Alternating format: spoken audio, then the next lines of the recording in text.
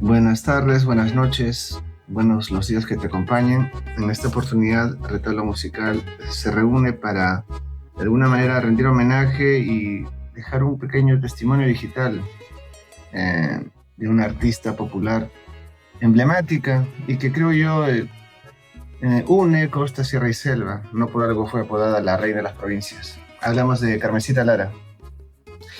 De aquí a mi izquierda tengo, creo, a alguien que por el fenotipo y genotipo tiene todo lo de la costa. Y me interesaría saber cómo llegó Carmencita Lara a su vida. Hola Ronald, bueno, mi nombre es Jonathan Estrada y creo que también nos acompaña. Alexander. Alex, disculpe, me ganó la emoción de Carmencita. Muy bien, Sí, muy bien. no, Carmencita Lara es todo, es como un complemento del díptico perfecto para Iván Cruz, ¿no? Es decir, si Iván Cruz es una figura muy popular y muy presente en cantinas, bares, transportes públicos, sonidos madrugales, mercados, en general expresiones populares y obreras. Carmencita Lara es su par, y incluso con un poco más de antigüedad, ¿no? Quien haya podido tomar un transporte público entre las 4 y las 6 de la mañana, o quien haya sido un trabajador en alguna fábrica, puede dar cuenta de que en las madrugadas este era el soundtrack para no poder quedarse dormido en jornadas laborales. Y eso fue lo que pasó con mi madre. Mi madre es una obrera textil de la época del régimen más nefasto a nivel de derechos laborales, que ha sido el fujimorismo, ¿no? Y mi mamá trabajaba mínimo 12 horas y muchas veces hacía jornadas de amanecidas de corrido, ¿no? Es decir, trabajaba 24 horas seguidas. Y mi mamá aprendió conjuntamente con sus compañeros trabajadores a escuchar este tipo de canciones. Y recuerdo que mi mamá venía y cantaba Tú representas. Y eso a mí me marcó, porque fue un cambio que yo pude percibir en mi mamá, que también venía con muchos prejuicios sociales y raciales, y ese ha sido en jornadas obreras que ella pudo aprender de este otro universo musical y me lo pudo transmitir a mí. Y esa fue la manera en la que yo llegué. Como mucha gente, en un primer momento me llamó mucho la atención el tono y el timbre de la voz de Carmencita, sobre todo porque no sabía bien si ubicarla como un vals, como un huayno, y ya con el tiempo y escuchándola y estudiándola, he reparado en que ella ha sido muy atrevida en poder plantear este tipo de intrusiones entre dos géneros que por lo general no estaban conversando, ¿no? Y al poder implementar incluso algunos instrumentos que tampoco eran propios del género. Pero bueno, esa es mi historia particular. No sé, Alex, ¿tú cómo llegaste? Oh, Carmencita Lara, yo lo resistía de niño porque era como, tal vez era una voz muy aguda para mi gusto. Es, eh, tiene una voz muy alta. Y, y también tenía este contexto, ¿no? De que yo pensaba que esta era música para gente mayor. Entonces, era un gusto que yo de niño no apreciaba mucho, ¿no? Pero sí la escuchaba, pues, en reuniones con mis padres, ¿no? Amigos de mi papá. Y yo recuerdo mucho este instrumento que acompaña a la música de Carmencita Lara, el acordeón. Característico, ¿no? Muy característico, porque en domingos, algunos domingos yo iba muy temprano a la casa de mi abuelo y a veces sacaban el carro, un Chevrolet azul de los años 70, y los llevaban a mecánico. Mi recuerdo más claro es algún domingo muy temprano, a las 7 de la mañana, y en una mecánica. Em, y, y ahí es donde yo tengo este primer encuentro, este primer enfrentamiento con Carmencita Lara, porque la voz es muy, muy característica, es demasiado reconocible, ¿no? Y bueno, luego también en la radio, ¿no? Mm, entonces yo tengo este primer encuentro con Carmencita de niño y recuerdo no haberlo disfrutado de primera mano. Era como muy lejano, era muy, muy distante para mí. Tuve que crecer y tuvo que pasar muchos años para que pueda disfrutar de esa copa de trago. Y en tu caso, Ronald, ¿cómo es que llega a tu vida? Bueno, en mi caso, desde niño recuerdo que tenían bastante la música de Carmencita Lara, ¿no? Y bueno, creo que en la trivia del episodio anterior había mencionado sobre la posibilidad de que Carmencita Lara habría podido ser mi profesora de arte. Porque yo estuve terminando la primaria, imagínate, como si fuera a postular a una universidad. Se postulaba a un colegio que queda cerca de mi casa, se llama Peruano Suizo. Y si no entrabas a ese colegio, te mandaban al Politécnico, colegio de Estados Unidos, que era en la 30 de Comas. Ahí alguno lo debe ubicar. La cosa es que ahí quien enseñaba arte era Carmencita Lara. Ah, sí. Sí. Y vivía cerca de mi casa y unas cuadras. Los últimos años se mudó, me parece, pero no tan lejos. Y bueno, falleció hace 2018, estamos hablando 7 años atrás, ¿no? O sea que sí, su música, y de alguna manera, sin saberlo, pudo haber sido mi profesora de arte, canto, porque entiendo que ella, como era cantante, enseñaba canto. Y vecina, ¿no? O sea, la cercanía se da a todo nivel. Claro. Claro, de niño, claro, hay una especie de sensación de algo ajeno, ¿no? De algo que escuchan los mayores, pero con los años vas entendiendo el tema del desamor, etc. Y el parangón que hizo Jonathan me parece el más pertinente, ¿no? Digamos que Carmencita Lara de alguna manera es una especie de Iván Cruz, ¿no? Y que comete algunos sacrilegios. O sea, el mundo, creo yo, como que no del todo la aceptó, justamente por usar instrumentos que no son propios del género, y también por, de alguna manera decirlo, acholarse. Uh-huh. Cuando la música, creo yo, es netamente costeña, ¿no? Afro tal vez, pero como que lo cholo, ese distanciamiento que se existía. Pero ella se atrevió a hacerlo, a hacer que conversen, y ese es un aporte valiosísimo, porque mis padres, que son migrantes de la sierra, escuchaban a Carmencita Lara, y si bien reconocían ciertas claves de música criolla, también encontraban ciertas claves andinos,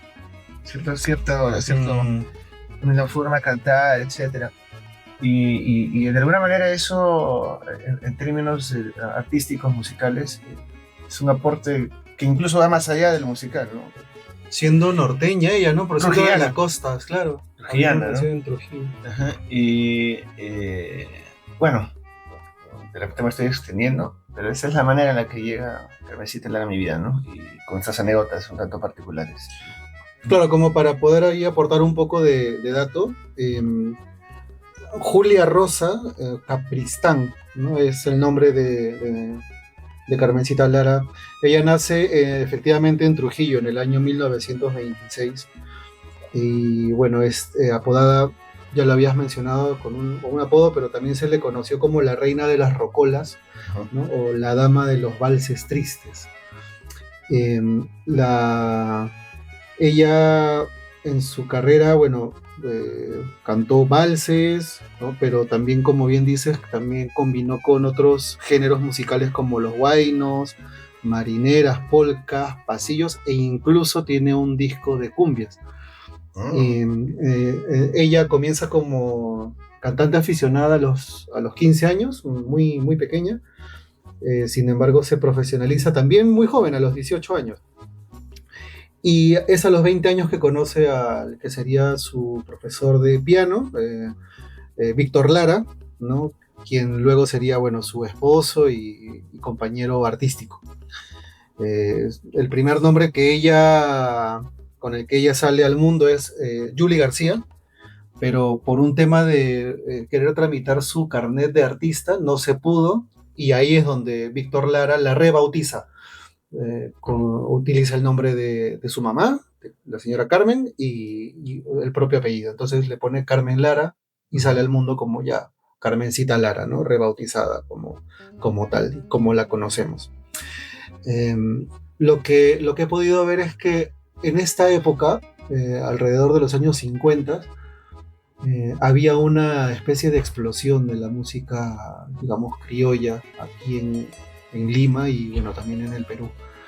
Pero como bien mencionabas hace un momento, era como una cosa medio también elitista, medio centralista, ¿no? Entonces era resistido, porque, o sea, no solamente los limeños cantaban música criolla, ¿no? O se expresaban, sino también había gente de provincia que también se atrevía, pero era un poco marginada esa parte por la sociedad, como siempre hemos hecho.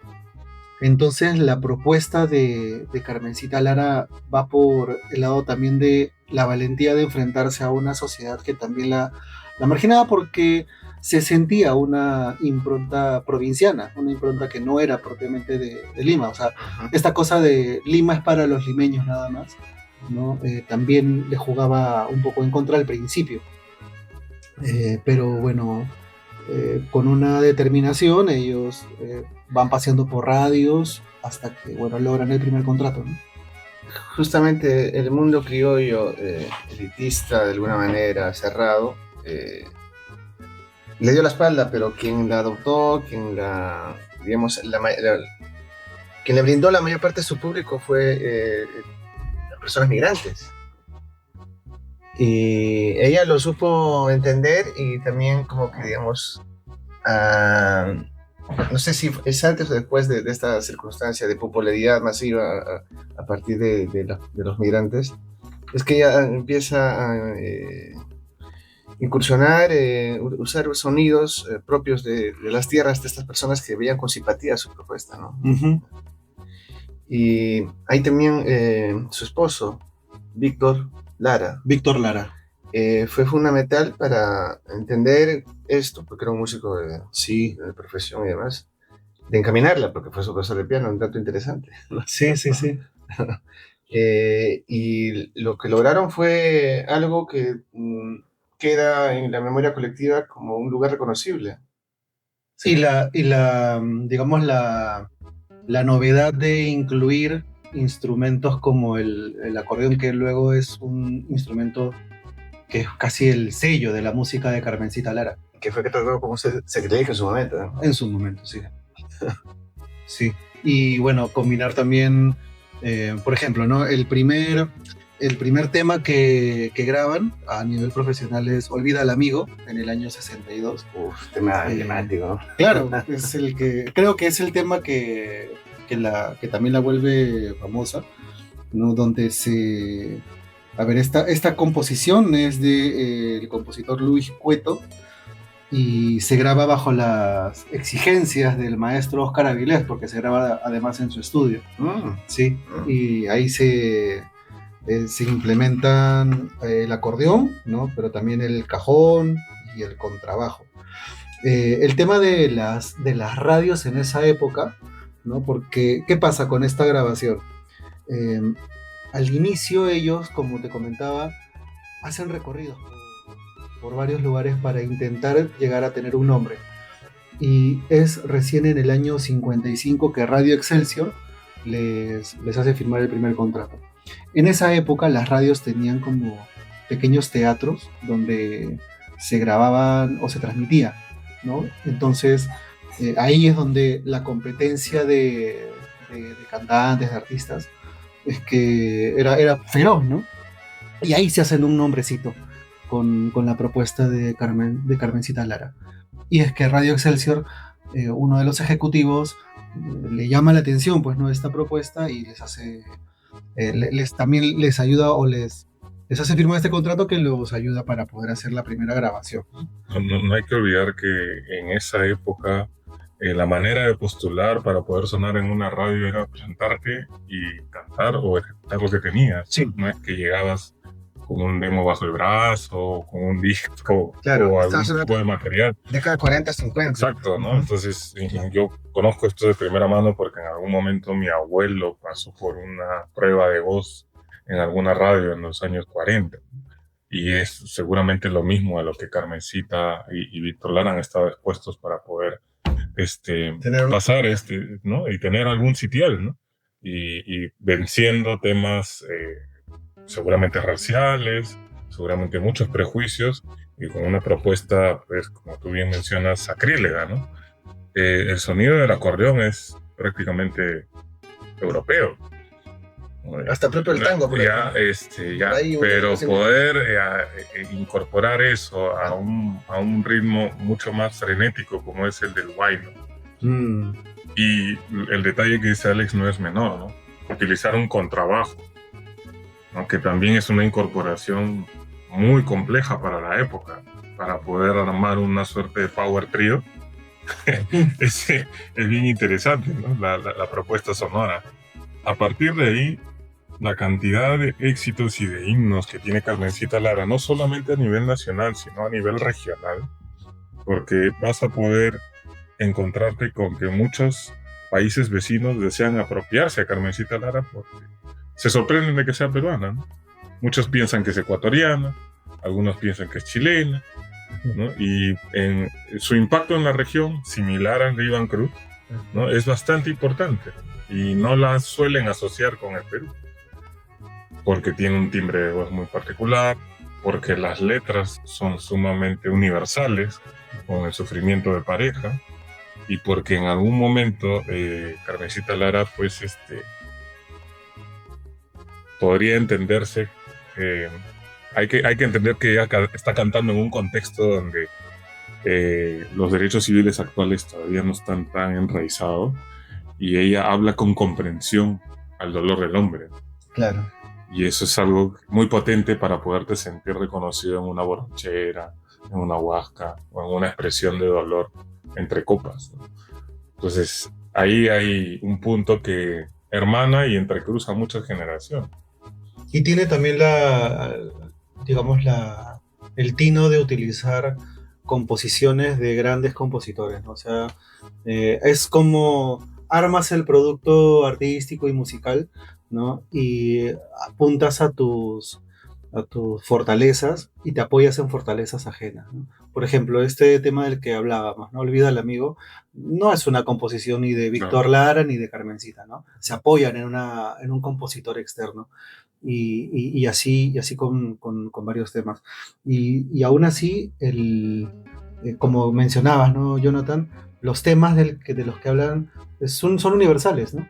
El desamor, ¿no? La tristeza, un poco la esperanza también. El desarraigo.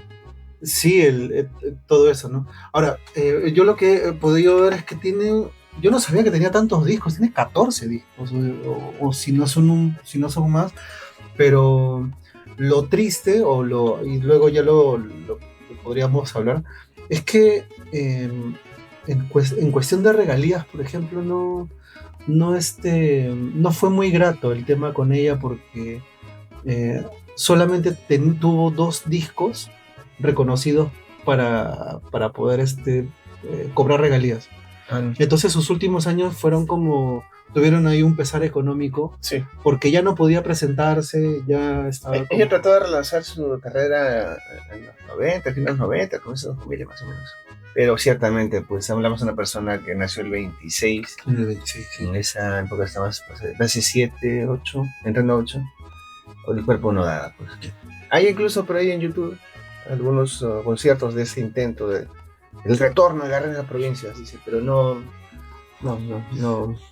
Es muy querida en Ecuador. Yo he visto ahí un par de entrevistas cuando se ha presentado y estaba entera, pues, ¿no? Y los periodistas, los entrevistadores le hablan con mucho cariño, con mucha admiración, y o sea, lo que he podido ver es que incluso todavía la pasan por las radios allá en Ecuador, la sienten muy suya. Como decía Jonathan, en Ecuador es como muy querida. Y así como en Ecuador, ¿no? En América Latina, ha tenido pues un recorrido interesante, probablemente porque la propuesta musical, a pesar de las taras limeñas y a pesar de las taras de un cierto sector de la sociedad, eh, admiran un valor musical. Entonces Claro. hay ahí algo que llama la atención, que jala, y sumado a las temáticas, que son temas universales, como mencionábamos, pues hay un combo interesante, ¿no? O sea, si tú sales a tu concierto y dices, llora, cholo, llora y sufre, tienes que comentar. Sí, claro. Y siempre le decía al Víctor, ¿no? Llora chino, ¿no? una relación bastante ahí. Y mira, y es tan fuerte la relación que se quedaron desde esa época y ya para hasta el final. Sí. Eso también es como, habla de una forma de vivir, ¿no? Una forma de ser. Una lealtad. Una lealtad también para con su arte y desde lo personal. Y como decíamos, ahora, digamos, ¿no? A mí me ha sorprendido el tema porque yo más o menos conocía los valses, ¿no? Las partes de los bailes, pero el tema de las cumbias, y es de las primeras grabaciones que tiene, o sea, de los primeros discos que saca, unas cumbias. Eso me resulta un dato muy interesante porque no lo tenía en mi radar. Sí, hay sería interesante poder ahí oírse en esa... Lo lanzo para el podcast. Hay un disco llamado Jardín de las Cumbias de Carmencita Lara. Sí, es como... Incluso también se le atribuye la inclusión del arpa. Como otro de sus atrevimientos musicales. Más allá del acordeón, también incorpora el arpa como parte de su espectro sonoro. Y sí. Eso es interesante porque se podría decir que ella es una intérprete, pero ahí entre esposos es probable que también haya planteado ciertos atrevimientos, ¿no? Y eso es algo que no se le reconoce. Y o sea, Carmencita Lara es casi como que un símbolo universal, pero a la vez marginal. Tiene ambas. Y a pesar de que, como comentaba Alex, ¿no? Quiso ella retornar triunfalmente, su característica principal siempre fue su voz, ¿no? Y obviamente con los años la voz te va a abandonar, ¿no? Sobre todo con ese timbre que es linda, con el falseto y con su capacidad de poder llegar a algunas octavas bien pendejas, ¿no? Entonces, lamentablemente tuvo una pensión mísera de parte del Estado y ahí quedó. Sí. Y prácticamente ella se va en una condición económica, bueno, no lamentable, pero... casi en silencio. Probablemente de haber estado en otras condiciones, podría haber tenido unos mejores últimos años. Ahora sí, ella realmente se nos va en el año 2018 en Comas, no en este distrito del que mencionaba Ronald al inicio. Y hay un tema ahí también puntual con el distrito de Comas que, cuando se funda o en cierta época empieza como a ser ocupado por mucha gente del interior del país. Y entonces no es casual que gente o artistas como Carmencita Lara hayan ocupado Comas. Hay un compositor, Luis Abelardo Núñez, el creador de Malpaso, por ejemplo, ¿no? Es un creador de valses. Él también, como provinciano, también toma la decisión de irse a vivir a San Felipe, en Comas. La provincia de San Felipe. Sí, claro, está cerca ya para llegar a Caraballo, sí, en el límite. Entonces, o sea, lo que se comenta es que hay como avión todavía o sea, es Lima, pero hay un sentimiento muy, digamos, provinciano. Entonces su arte está todavía con arraigo, ¿no? De ciertos lugares no es Miraflores o no son las zonas más céntricas de... Es Barranco con sus casonas así... Claro, claro. ¿No? Hay algo que también se impregna en... Diría yo que tiene un cierto aire campestre, que lamentablemente el cemento poco a poco va matando, ¿no? También, sí. Entonces ahí, tal vez en esa época más, ¿no? Había como un espíritu, como algo que jalaba y lo hacía también especial, ¿no?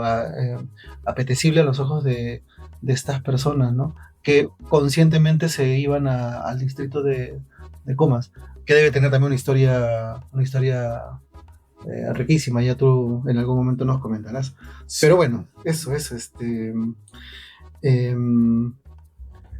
¿qué más decir de Carmencita Lara?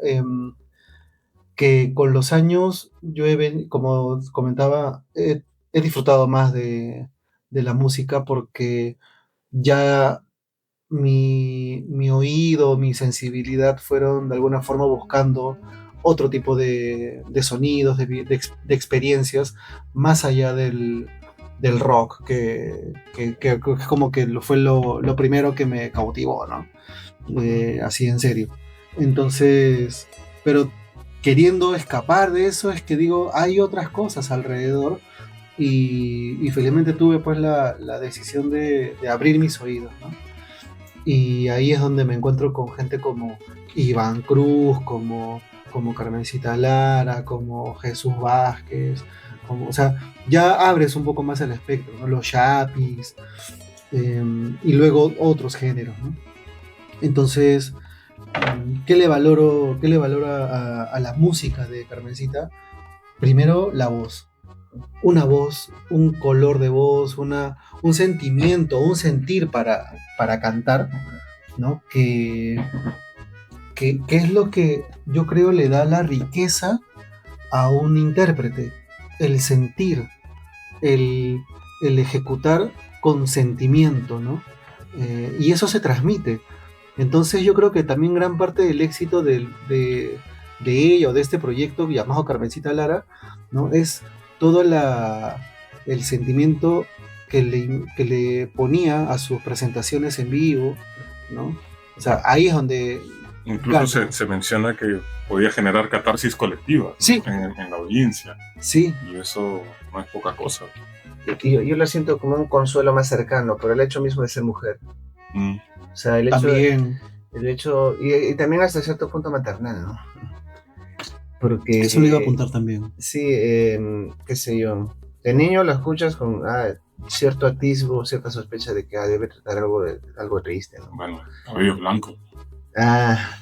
Sí. Cabellos blancos es una muestra muy pura de su visión de la maternidad. Ahora con su mamá es compleja, ¿no? Ya, pero y aparte tiene una o sea, su voz tiene una característica que es como, me parece que esa voz siempre tuvo una edad, así como de mamá.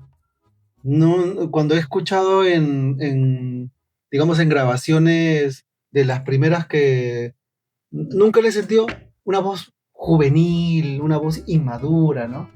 Siempre le he escuchado una voz así de como que te abriga, como que te abraza, ¿no?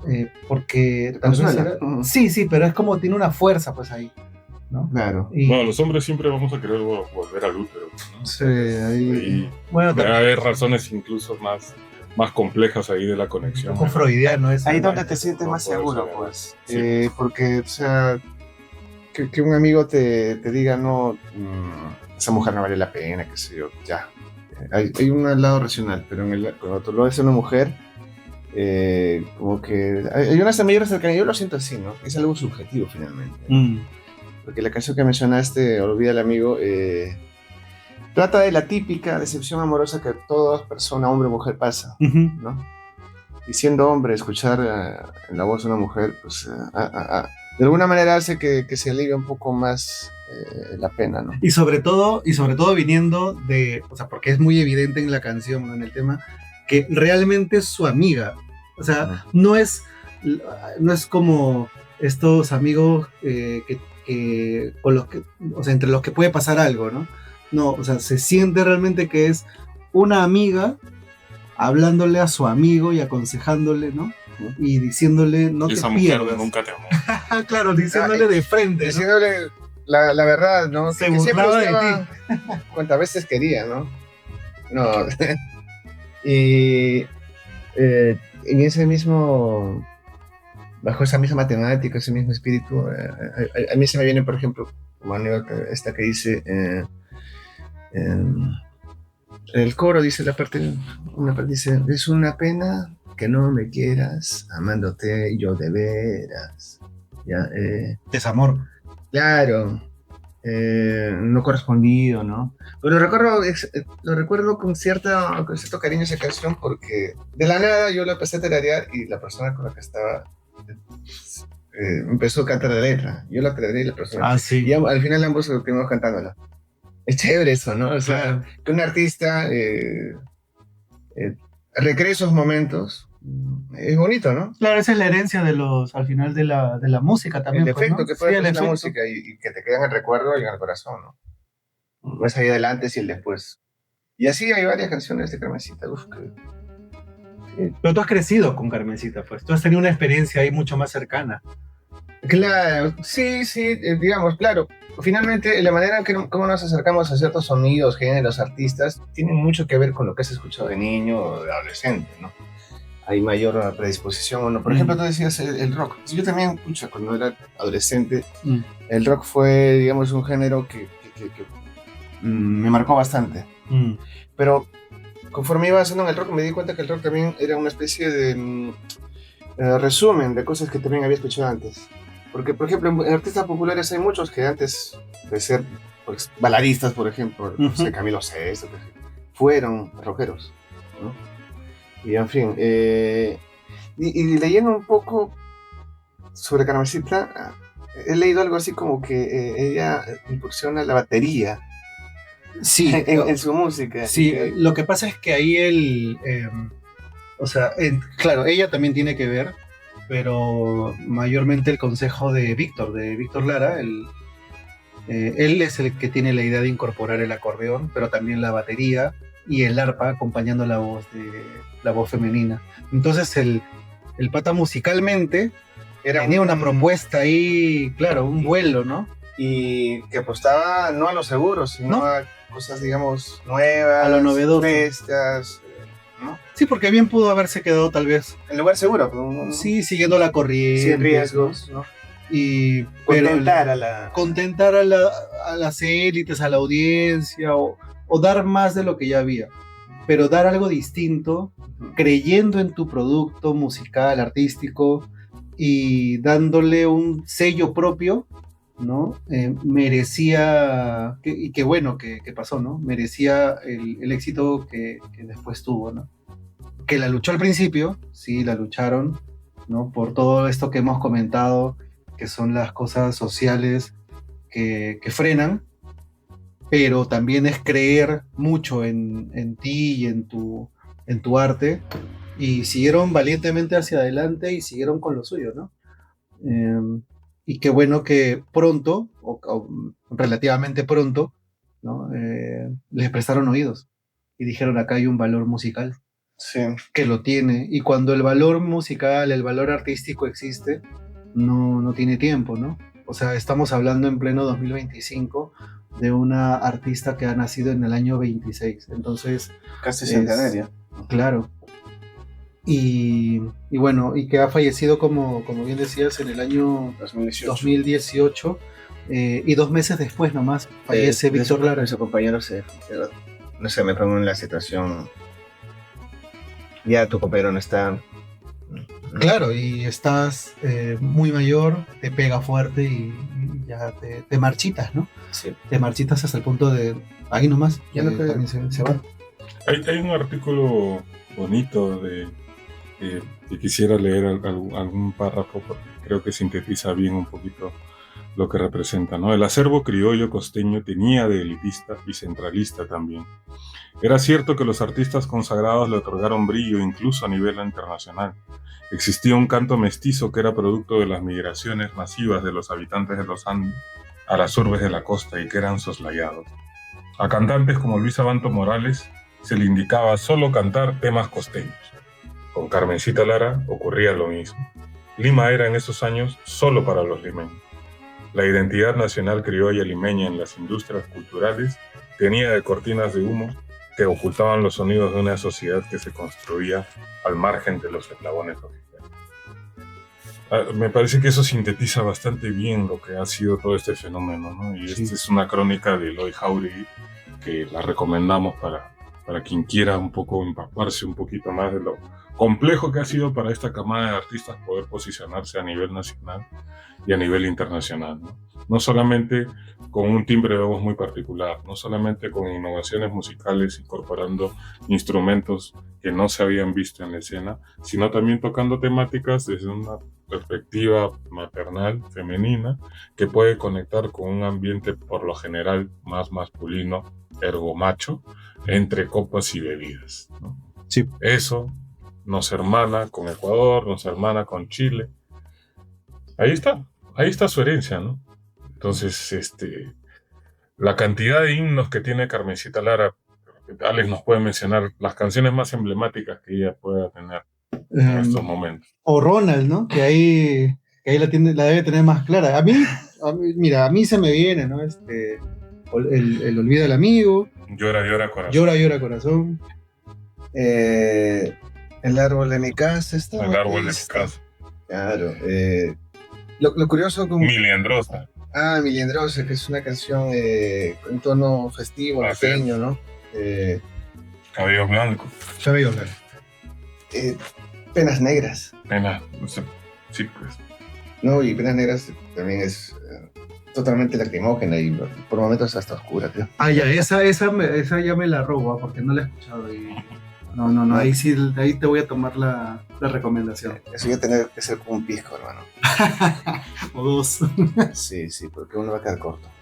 No, Carmen, lo curioso de Carmen es que tengo melodías y tengo letras, pero si me hablas de título, ya no. Me puedo poner a tolerar. Que justamente de eso se trata. Está tan internalizado el sentimiento en esta suerte de memoria colectiva que lo que tienes impregnada es la sensación, no el dato. Claro. Y esto tiene que ver un poco con el sentimiento popular arraigado en el inconsciente, pero a la vez con la ausencia de un trabajo cultural de parte del Estado o de alguna institución privada de poner en primer plano lo que verdaderamente significa Carmencita Lara.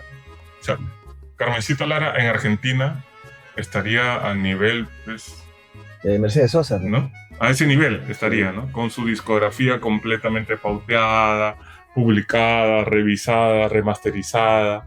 Y eso es algo que no sucede. En Argentina hay un instituto dedicado a la vida y obra de Mercedes Sosa, por ejemplo, ¿no? O de Atahualpa Yupanqui. Es eso. Es un artista que... Es eso. Atahualpa Yupanqui, tú dices, debe ser peruano. No, es un... Y si ahorita a nosotros nos está costando encontrar nombres o encontrar la discografía con datos, con años, con nombre de disco, con el set list de cada disco, es porque no nos hemos dado ese trabajo como sociedad de poder poner en blanco y negro el aporte cultural que han dado estos artistas. Y lo mismo nos pasó con Iván Cruz, ¿no? Porque son canciones que están completamente desordenadas, que tú no sabes en qué disco fueron publicadas, en qué año fueron publicadas. No hay un museo donde estén los masters de estas personas que se puedan volver a reeditar. No hay reediciones de la discografía de Carmencita Lara. Carmencita Lara está en un lado del dial al que la gente no suele ir, y por ahí en algún MP3 de algún micro que estás recorriendo. Pero ¿a dónde puedes ir a conseguir la música de Carmencita Lara? Ese es el drama un poco de una persona tan reconocida que ha hecho tanto por nuestra cultura, desde un mestizaje profundo,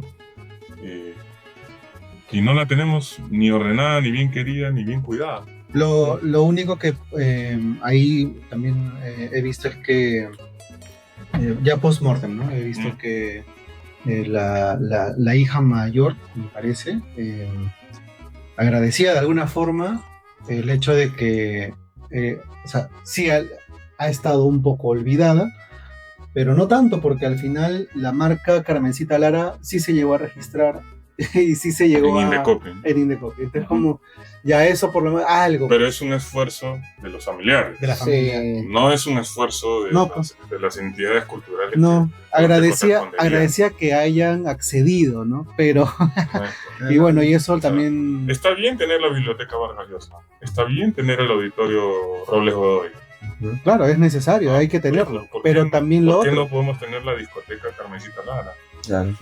No tenemos. Iván Cruz quería hacer su museo antes de fallecer. Y solamente son esfuerzos individuales que desde afuera son vistos como estupideces, ¿no? Locuras. Mira a dónde se le fue Leo. Pero ahí está. En la memoria colectiva del peruano. Y ese es el esfuerzo que nosotros estamos tratando de hacer. Hagan el ejercicio de querer buscar información en redes o en YouTube y van a encontrar muy poco. Probablemente una de sus últimas entrevistas en Cuarto Poder, en una muy mala calidad, justamente en el canal de las hijas, ¿no? Que son ellas las que han hecho el esfuerzo de subir ello, ¿no? Y es una imagen pues conmovedora, triste, de la pareja, probablemente en sus últimos años, tratando de cantar y de bailar con las fuerzas que ya no tienen, con la capacidad que ya no tienen. Ver al guitarrista equivocándose, ver al acordeonista no recordando cómo poder interpretar una canción, ver a Carmencita chocando con sus limitaciones vocales para poder interpretar y recordando sus últimos años. La nostalgia. Eso es dramático, pero a la vez es un jalón de orejas para todos nosotros. Nos grafica en esa gratitud histórica que tenemos como país. O sea, hay mucha cercanía con Carmencita Lara. Yo creo que ella ha sido capaz de romper esas barreras sociales, culturales, raciales, que lamentablemente arrastra este país, y a la vez sometida a este olvido, este maltrato, a esta indiferencia. Es bien contradictorio, ¿no? Cómo el Perú trata a sus mejores hijos. Ojalá y bueno, este pequeño aporte que desde nuestro nicho como retablo musical intentamos dejar un pequeño documento y hablar, ¿no? Hablar de la importancia de esta artista, ¿no? Señalar también todo lo que falta, pero por lo menos también dejar algo, ¿no? Un granito de arena para que también ella pueda ser debidamente, como bien dice Jonathan, ¿no? Debidamente recordada y valorada, ¿no?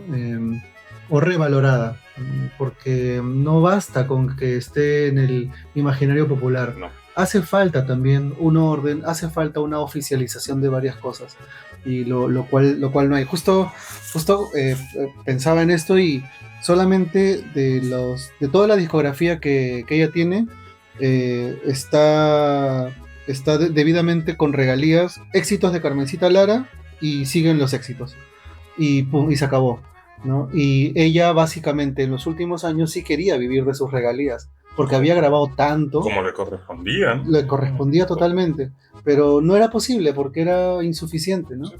Y bueno, y aparte sufrió un robo, entonces se complicó mucho, y pudo haber sido menos complicado. Felizmente ella y según las hijas, ¿no? Ella cuando fallece durmiendo y se va en paz. De alguna forma no se fue simplemente descansando tranquilamente, y de alguna forma eso desde lo personal yo lo siento como un pequeño regalo final. Sí, nos legó un obsequio muy hermoso, que es su arte, ¿no? Uh-huh. ¿Con qué tema te quedarías, Alex, para poder ir cerrando este episodio? Yo me voy a hacer el culto y voy a recomendar dos temitas, pero que tienen poco que ver con valses o con el acordeón. Voy a recomendar La Anticuchera y El Cogotero. Del disco Jardín de Cumbias.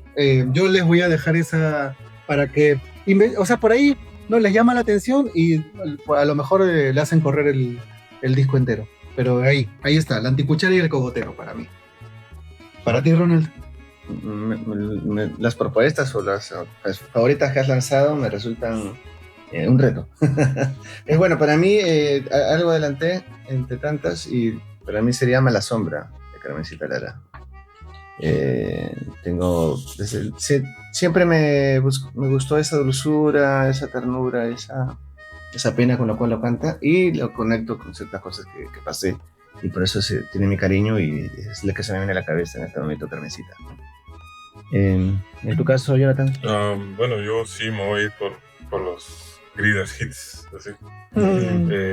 No, yo me quedo con El árbol de mi casa, y su interpretación de Emily Endrosa me es muy, no sé, me genera una sensación muy bonita, en verdad. Es un guainito muy, muy, muy conmovedor, atrevido, picante, y charachero.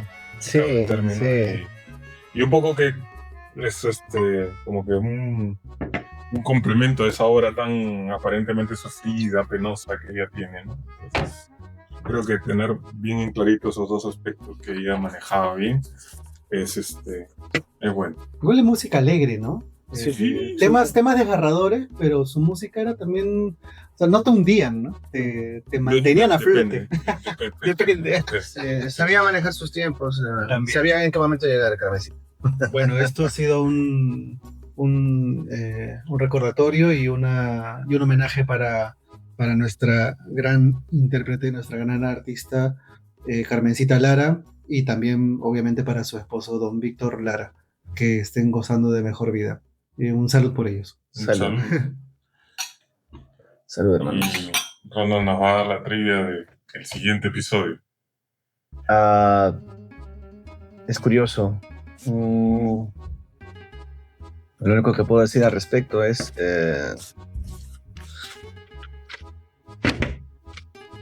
me lo pones complicada. A ver, bueno, lo vamos a hacer simple, yo creo que sí. Lo vas a cantar, ¿no? No, yo creo que